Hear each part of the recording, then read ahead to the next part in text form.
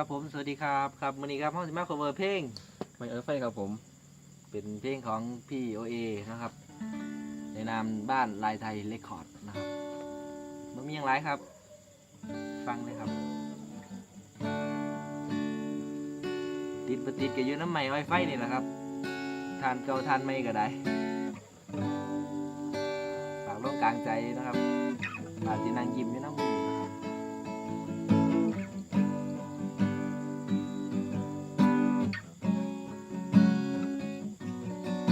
ฝากไปทางบ้านเก้าเลยนะครับบางสุโมนะครับ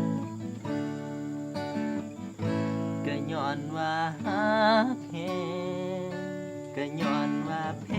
งหลายแต่อาจสิบ่แม่นอายที่พาเจ้าไปฮอดฟังอาจสิเป็นเขาผู้พ่อไอ้อาจสิยอมเป็นผู้พายถึงต้องเสียใจยอมได้เพื่อคนที่อายหักเคยหักน้องสำใดไอ้บอกจากใจว่าหักคือเก่าแต่น้องเลือกเขาคนเก่าต้องยอมจากไปเศษไม่บ่อาจขวางตาโตทวงบ่อาจไปขวางใจหลีกทางให้ฟื้นโดนใหญ่คือเขาห่วมหอสิบ่ดึงบ่รั้งเจ้าไว้อ้ายเข้าใจทางน้องเลือกอย่างถึงน้ำตาพังบ่เป็นหยังอ้ายสิรับเอาหักน้องสำได้เป็นแค่ไม้อ้อยฟ้ายก็พอได้เป็นตัวล่อให้หักของเจ้าสมหวังยอมเป็นผู้แพ้ถึงสิถึกไฟสูงกะสร้างเจ็บเพื่อน้องนางเป็นหยังอ้ายสิเฮ็ดบ่ได้ให้น้องไปดีให้น้องไปมีความสุขถึงอ้ายเป็นทุกข์สำใดก็สิอดเอา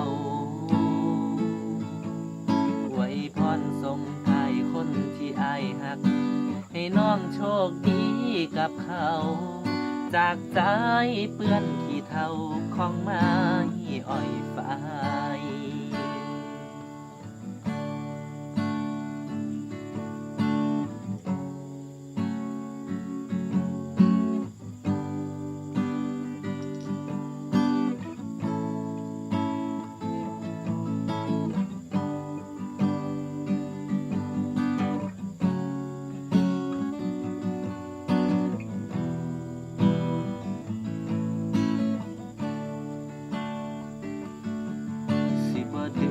รักเจ้าไว้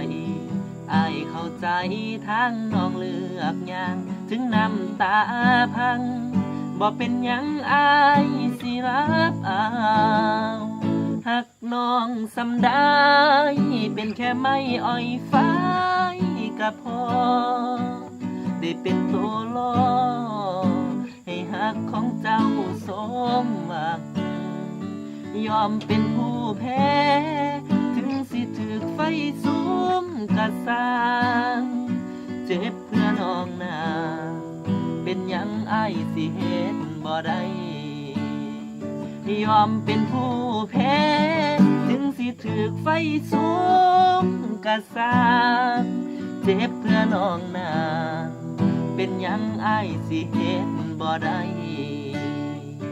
เจ็บเพื่อน้องนางสุดท้ายอ้ายต้องเฮ็ดให้ได้ดี